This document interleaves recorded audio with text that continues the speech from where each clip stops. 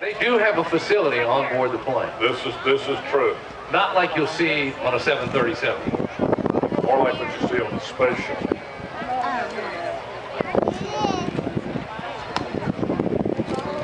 Here he comes. Notice no noise.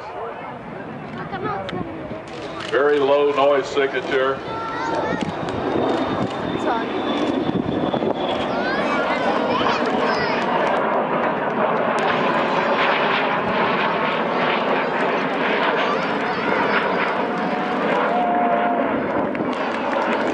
That's an amazing piece of equipment.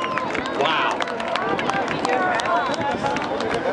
The flying wing design originally developed by the Grumman Aviation Corporation and test flown in 1947 as a long-range bomber because of the efficiency, not for stealth, but the fact that it was a very efficient aircraft. And that range has dropped down to just mere miles. At this time, our controllers over at the Piedmont Triad International Airport are depending on the transponder on board the aircraft, which transmits a code back to the radar system after it's interrogated to spot this airplane. If the pilots were to turn that transponder off, the airplane would immediately disappear from the radar scope.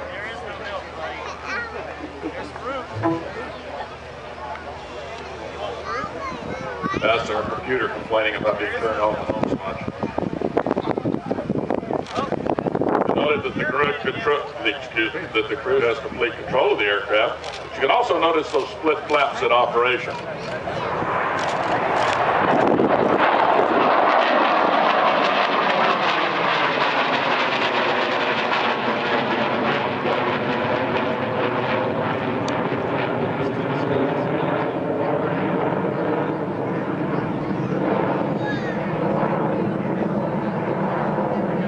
The B-2 will now climb out and head to its next waypoint on this multi-hour mission that is flying from Whiteman Air Force Base in Missouri.